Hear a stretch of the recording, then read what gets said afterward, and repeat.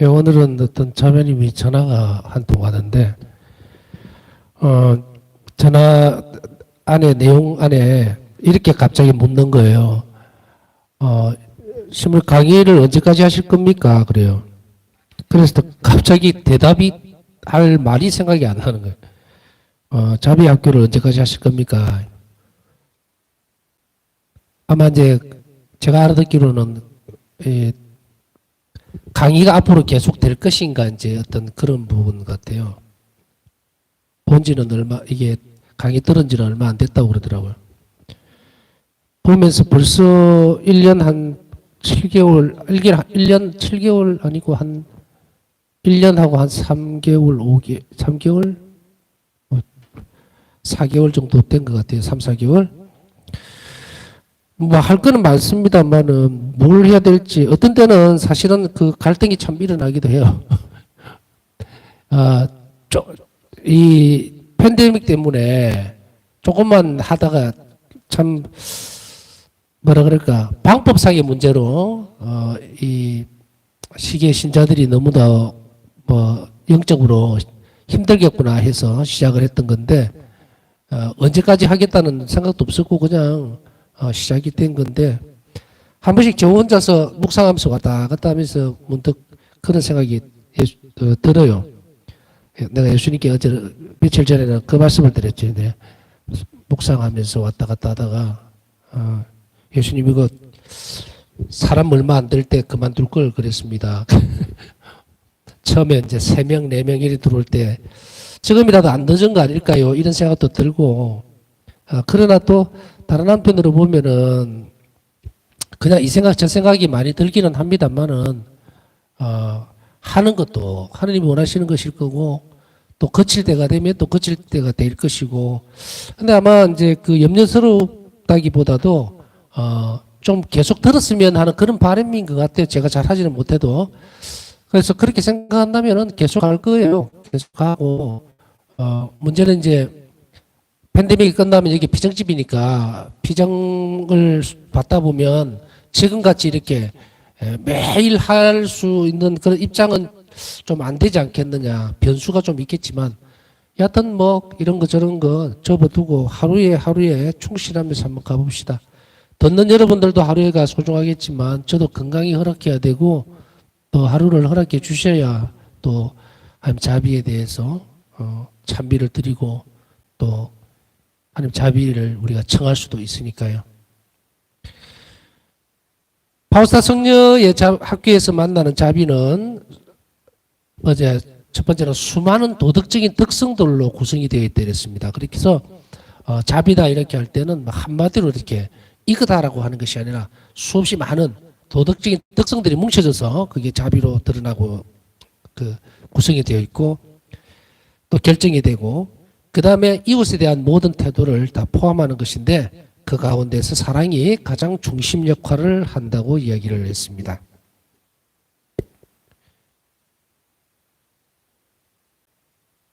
자비는 다른 사람과의 만남 전체에 내포가 됩니다. 자비라고 하는 것은 다른 사람, 내가 만나는 사람, 관계를 맺는 모든 사람들 그렇기 때문에 이런 만남의 전체를 다 감싸는 거예요. 일부분만 자비가 작용을 하는 것은 아니다라는 이야기입니다. 그래서 다른 사람과 만날 때 그 사람의 생각, 행동, 말, 기도 전체에 스며듭니다. 자비는 전체적인 거예요. 어느 일부분, 말로만 자비로워지고 행동으로는 안 따라오고 마음으로는 따라가는데 기도로는 안 따라가고 이런 것이 전혀 없다. 이것은 그 사람 전체에 자비라고 할 때에 또 자비로운 태도, 내가 다른 사람에게 자비로운 모습으로 드러날 때 그때는 생각이라든지 행동이라든지 말, 기도 전체에 이 자비가 전부 다 스며들어 있어야 합니다. 그렇기 때문에 우리가 자비롭다고 했을 때는 전위기획적인 전체적인 것을 얘기를 하는 거예요.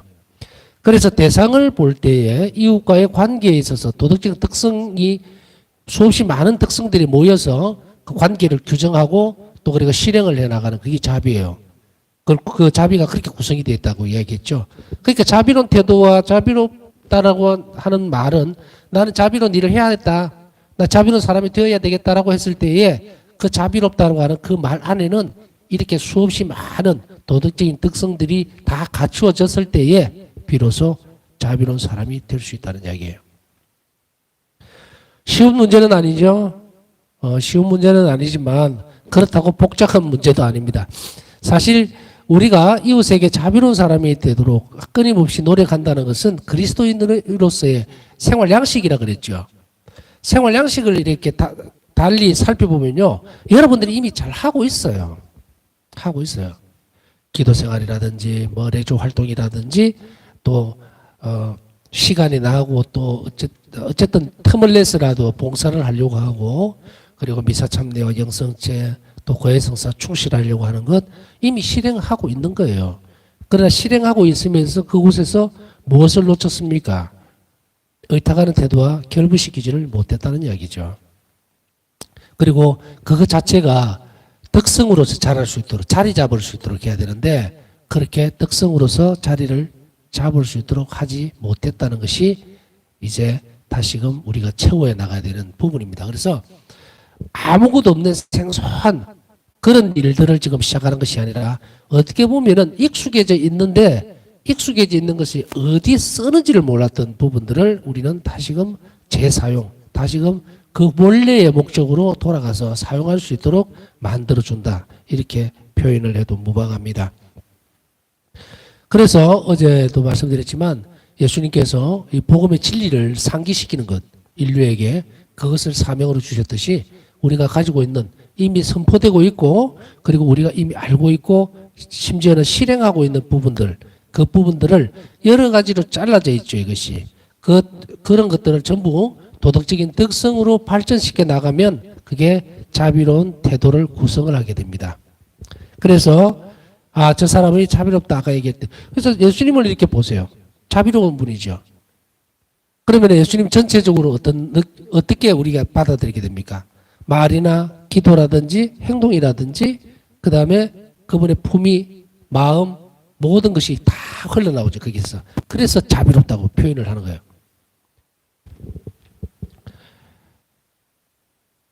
전체적으로 받아들이기 때문에 우리는 예수님은 자비롭습니다. 자비로우신 예수님 이렇게 얘기를 할 수 있는 거예요. 어느 한 부분만을 탁 집어서 제 행동이 좋으니까 그 행동을 보고서만 그걸 따라가는 것이 아니다. 이런 말입니다. 그래서 전체에 스며들어 있다는 말은 바로 그 부분이에요. 그래서 예수님은 당신 자신이 완전히 자비 자체이기 때문에 그들에서 풍겨나오는 모든 것들이 다 자비로울 수밖에 없습니다. 그 다음 자비는 이웃의 영적, 물질적 궁핍에 공감하면서 스스로 자신이 고통을 짊어짐으로써 이웃과 함께 하려고 합니다. 자비로운 사람, 자비는 바로 이웃의 영적이거나 물질적, 영적 물질적 하면 다죠, 그죠? 빈곤함, 공공함을 보고 그것에 공감을 합니다. 마음이 가는 거예요. 내가 배부르고 등 따시니까 저 사람은 뭐 굶든지 말든지 궁핍하든지 말든지 나는 모르겠다. 그런 게 아니죠. 그렇게 만일에 생각하고 있는 사람을 우리는 뭐라고 얘기합니까? 무자비한 사람이라고 얘기를 하는 거예요. 무자비, 자비가 없는 사람이에요. 그래서 우리는 자비로운 사람은 바로 이 자비라고 하는 것은 하느님의 자비가 우리에게 흘러 들어오면 그 영혼은 어떻게 됩니까? 이웃의 물질적으로, 정신적으로, 영적으로 궁핍함이 있거나 곤란한 지경에, 곤궁함에 처해 있으면 그것을 공감을 합니다. 받아들입니다. 내 것으로 아프게 여겨요. 그래서 스스로 자신이 그것을 대신 짊어지려고 애를 씁니다. 그래서 그 고통을 함께 짐으로 인해서 이웃과 함께 가려고 해요. 나눈다는 거예요. 그래서 그러면 고통을 짊어진다는 것은 무엇을 의미합니까? 그 사람이 가지고 있는 상황을 내가 공감하기 때문에 그것을 해소시키려고도 하지만 바울사 성경에서 일기에서 보면은 더 깊이 있는 차원에서 얘기를 하고 있어요. 뭐냐면 바울사 성경은 특별하게 어떤 고통을 선택해서 주님께 봉헌하면서 그 이웃의 궁핍함을 해결해 주십사 하고 청한 것이 자주 나옵니다. 스스로 예수님께 그것을 봉헌하는 거죠. 그걸 봉헌함으로 인해서 이웃의 고통을 바울사성에는 대신 짊어지고 그 다음에 그 공로, 위로 그것을 그 사람에게 흘려보내는 역할을 했기 때문에 이 사람은 어떻게 됩니까? 자비를 입게 되죠. 그러니까 곤궁한 상황에서 빠져나오게 된다. 그게 악이 제거가 되는 거예요. 그래서 인간의 존엄적인 부분들을 다시 회복하게 되고 그리고 인간답게 살 수 있도록 만들어지게 돼요. 재창조가 됩니다. 자비는 비추어지면 새로운 창조의 모습을 드러냅니다. 그래서 재창조라고 얘기를 하죠. 성령은 일기에 다음과 같이 적고 있습니다. 다른 사람의 고통을 보면서 나는 큰 아픔을 느낀다. 이 모든 고통이 내 마음에 반영된다. 나는 그들의 모든 괴로움을 내 마음 안으로 가져오며 이것은 심지어 내 육체도 쇠약하게 한다. 나는 내 이웃들을 구하기 위해 모든 아픔을 내 위에 떨어뜨리고 싶다. 일기 1039번. 여기에서 살펴보는 이 일기 1039번에서 얘기하고 있다시피 바울사 성령은 이웃의 고통을 내 마음 안에 반영시키려고 했어요. 받아들이려고 했던 겁니다. 그러니까 아이고 안 됐어. 참 불쌍해. 어쩌나. 안타까워하는 그 마음으로 그친 게 아니라 바울사 성령은 이 고통을 안으로 끌어들였기 때문에 마음 안으로 깊숙하게 받아들였기 때문에 이것이 몸까지 영향을 미치는 거예요. 그래서 심지어 내 육체도 쇠약하게 한다.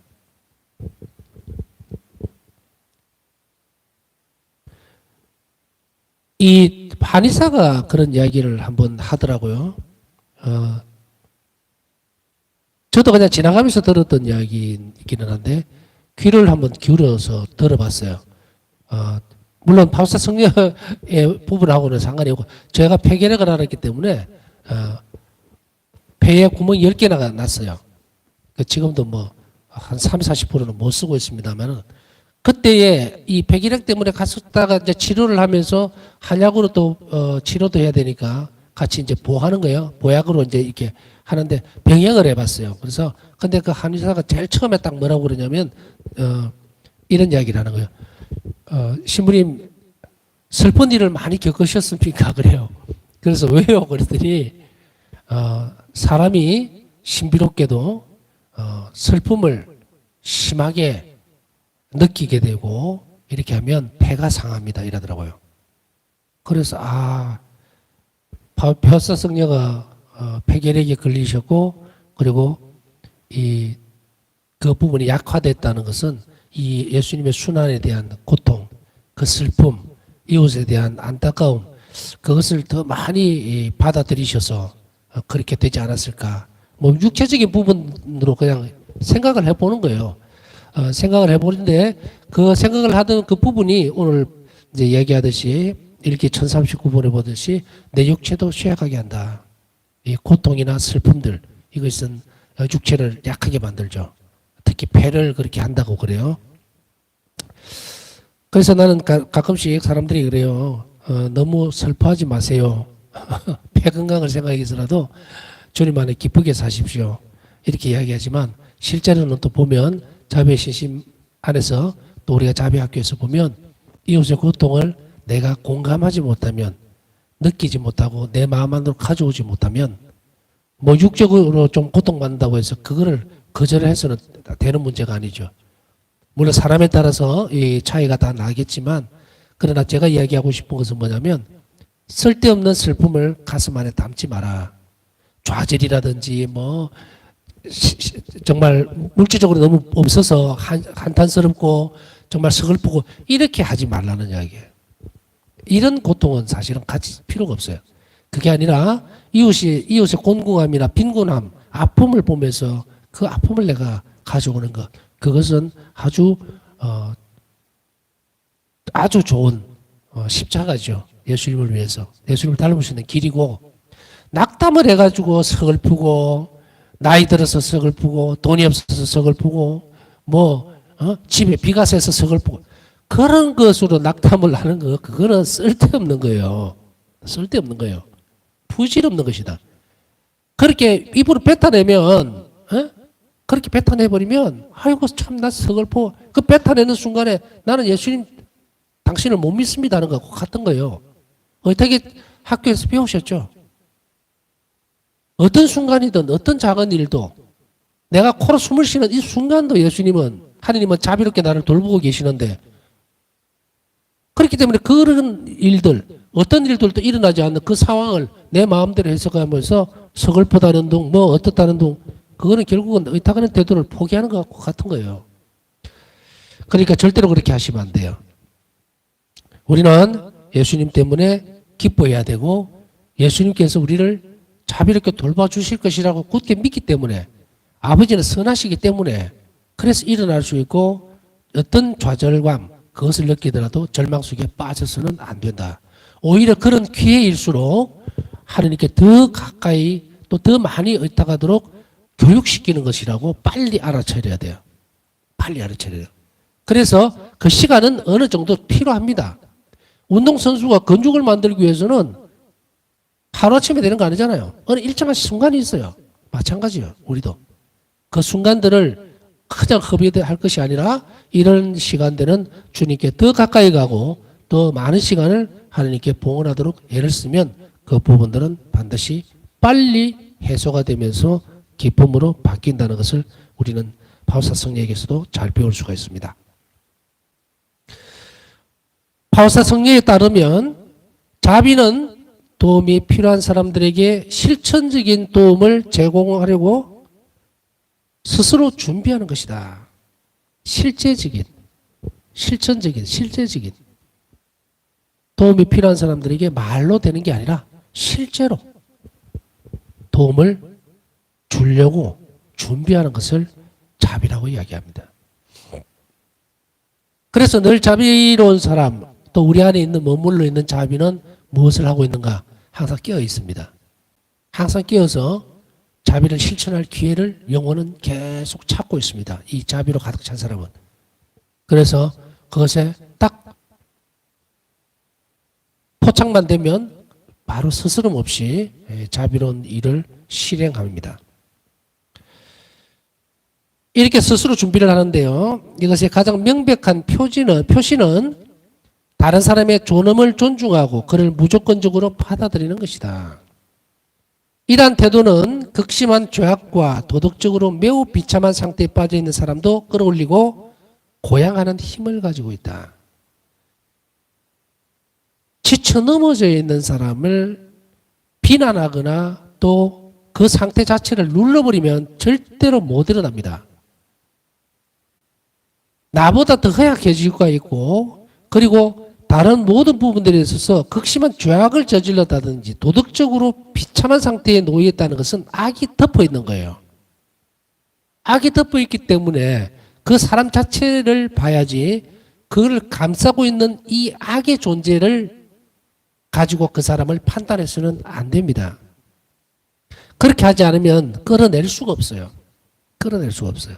왜냐하면 도덕적이나 죄악이나 이런 부분들로 막 비참한 상태에 놓여 있는 그 상태를 봐버리기 때문에 우리는 겁을 내거나 혹은 그것에 대한 막 아주 대단한 거부감이 나가버려요. 먼저 거부감이 먼저 나가버리니까 이 사람을 건드릴 수가 없어요. 그렇게 해서는 안 된다. 그것보다는 훨씬 더 자비는 높은 차원에서 움직여야 합니다.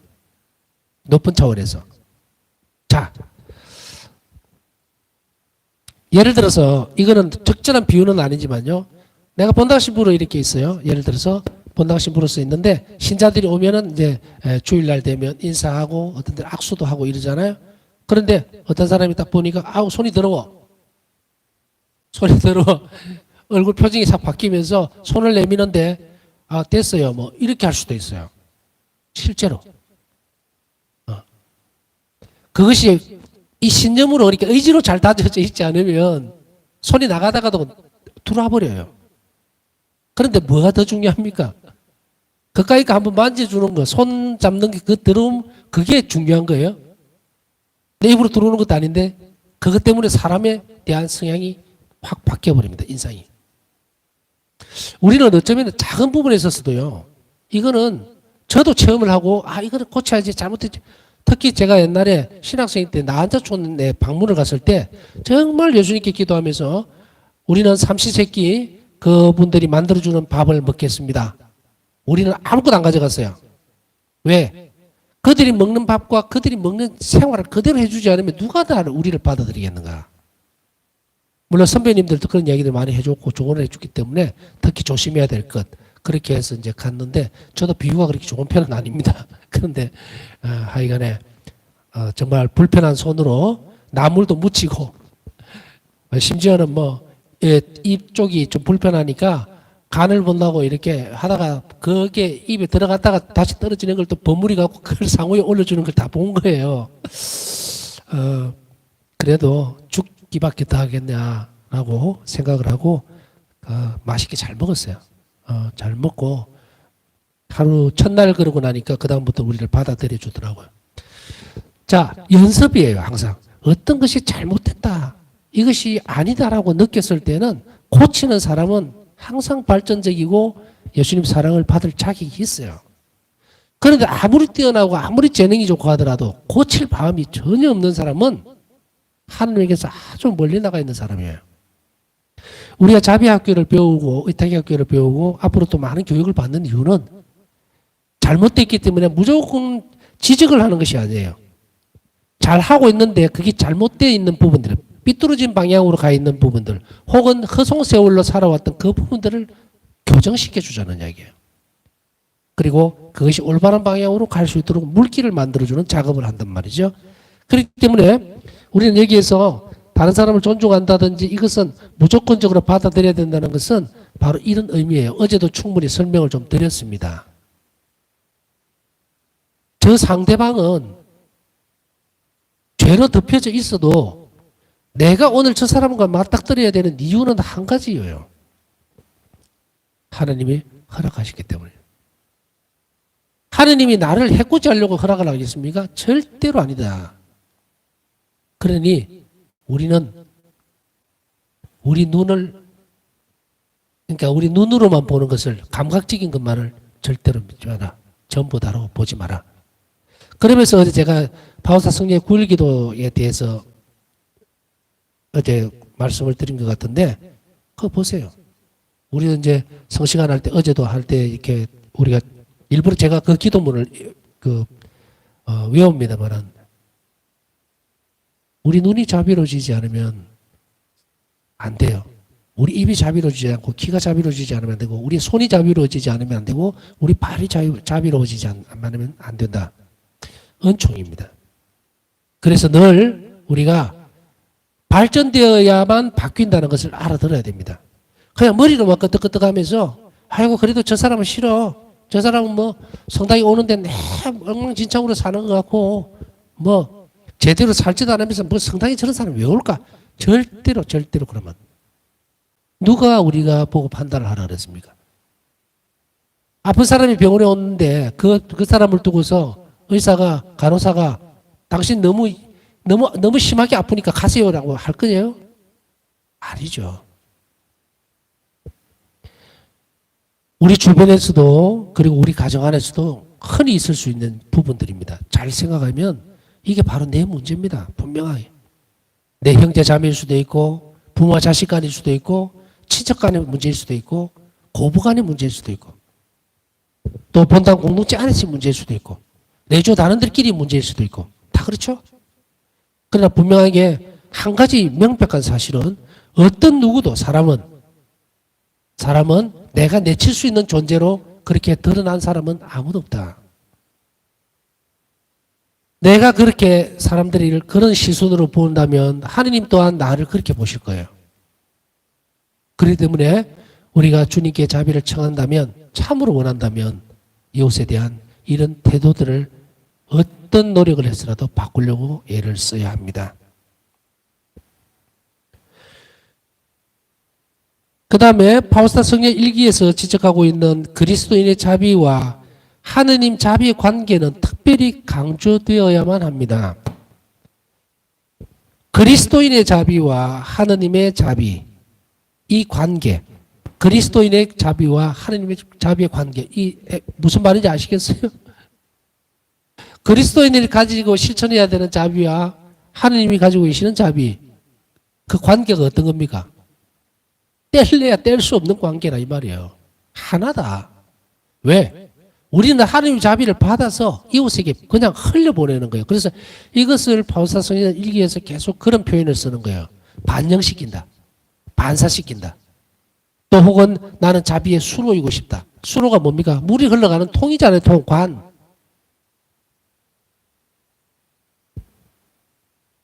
그래서 바울사성에는 나는 자비 자체이고 싶다라고 이야기를 하기보다는 그렇게 할 수가 없어요. 물론 어감상 다른 문제는 아닙니다만은 그거보다 훨씬 더 명확한 표현은 하나님의 자비가 내 안에 들어와서 내가 완전히 자비로 하나님 자비로 변형된다 이거예요. 그런 표현이 하나님과 우리와의 관계를 명확하게 표현을 해주고 있죠. 그래서 바울사성에는 나는 하나님의 자비로 변형되고 싶다. 이 말은 하나님의 자비로 변형이 된다는 것은 당신 자신이 없다는 이야기예요. 그렇기 때문에 자비로 충만해졌다는 말은 예수님이 내 안에서 완전히 사시면서 나는 그저 통로 역할을 해야 되는데 이 수로 역할을 할 때에 바울사 성령가 평생을 이제 영적 성장을 또 영성 수련을 하면서 이 안에서 가장 모든 일에 헌신을 했던 것은 뭐냐면 이 수로가 깨끗하도록 무엇으로? 죄로. 그래서 바울사 성령은 특히 고해성사에 대해서 굉장히 많은 마음을 씁니다. 심지어는 지옥불의 고통보다 고통이 더 낫다. 무엇보다 아주 작은 죄를 짓는 것보다 차라리 그 작은 죄를 짓느니 그 큰 고통을 받는 것이 더 낫다라고 할 만큼 어떤 경우에도 어떤 상황에서도 티끌만한 죄도 짓지 않겠다라고 주님께 고백을 해 나갑니다. 그게 뭔지 아시겠죠? 그죠?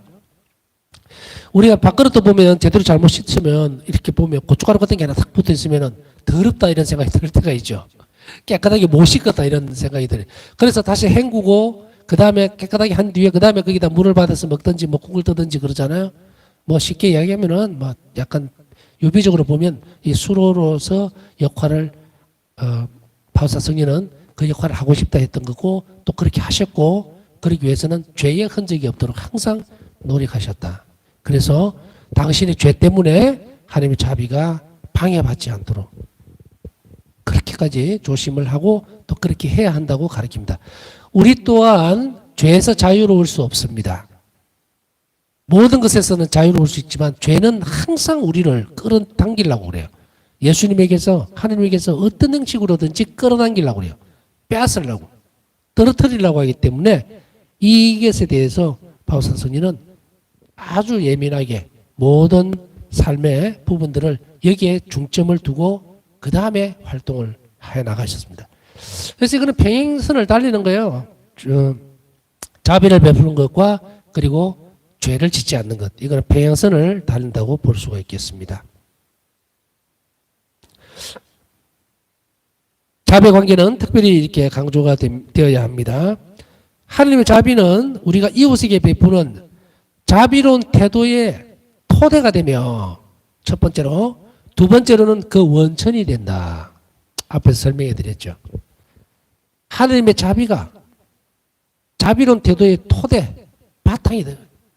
그것은 하나님의 자비를 내가 받았다. 그것을 가지고 내가 자비가 시작되는 거지 내 자비는 없어요. 내 자비는 없다.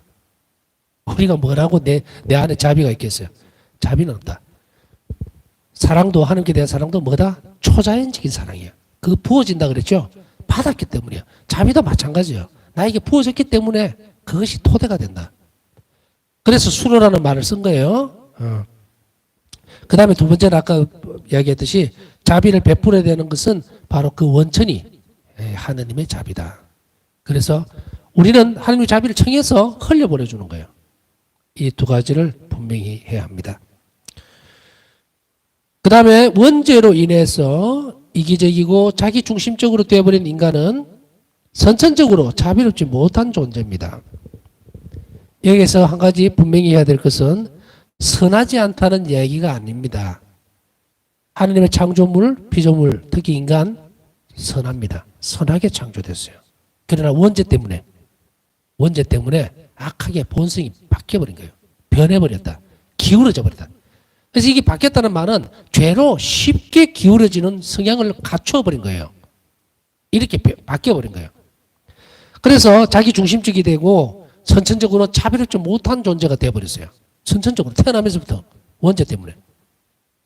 그렇기 때문에 이제 세례를 받고 하나님의 자녀가 되는 순간에 이제 하나님에게서 오는 자비를 받을 수가 있겠죠?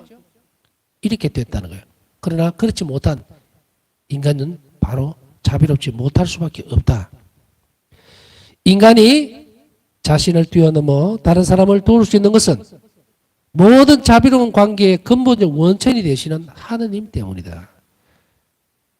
인간이 자신을 뛰어넘어서 다른 사람이 도울 수 있는 것은 어떤 사람이 선한 생각을 하고 남을 돕는 경우가 많잖아요. 그거 본인이 하는 거 아닙니다. 본인이 하는 거네. 하나님의 도우심으로 인해서 그 일이 이루어지는 거예요. 그럼 그 사람에게는 어떤 문제, 어떤 은총이 흘러갔을까? 그것은 교회가 또 지금 이 시간에 눈 비벼가면서 예수님 앞에 있는 여러분들이 그 일을 하고 있는 겁니다. 그렇게 해서 우리가 훈훈한 뉴스다, 뭐 따뜻한 이웃의 정을 나누는 사람들을 보고 그거요. 여러분들 기도 덕분이라는 거. 그걸 알아채야 돼요. 스스로 그 사람들은 착한 일 한 거 아닙니다. 이 교회 구석구석에서 밤새 가면서 기도하고 희생을 바치고 알게 모르게 자비로운 사람으로 또 자비를 실천하는 수없이 많은 사람들 때문에 그렇게 착한 일을 할 수 있게 되는 거예요. 그게 우리는 보면서 아, 참 저 사람 착한 사람이네. 그거 아닙니다. 분명히 알아들어야 되겠죠. 근본적 원천이 되시는 하느님 때문이다. 왜? 하느님만이 선하시기 때문에 그래요. 하느님만이 선하다. 그렇기 때문에 착한 일, 선한 일, 그거 하느님의 은총 덕분입니다. 수차례에 걸쳐서 계속 반복했지만 내가 오늘 선한 일을 한다면 감사드려야 돼요. 우쭐해야 할 것이 아니라 이 순간, 이 시간에 주님께서 나에게 은총을 베푸셨구나. 그렇게 해서 이런 일을 할 수 있도록 허락하셨구나. 이런 것들을 실천적으로 잘 하고 그리고 성장시켜 나가면 여러분들 영혼이 훨씬 더 빠르게 예수님께 또 성령께 열리게 됨을 느끼게 될 겁니다. 오늘은 여기까지 하고요. 남은 시간 예수님께 우리가 당신을 닮아서 자비로울 수 있도록 그런 은총을 청하면서 남은 시간 묵상하도록 하겠습니다.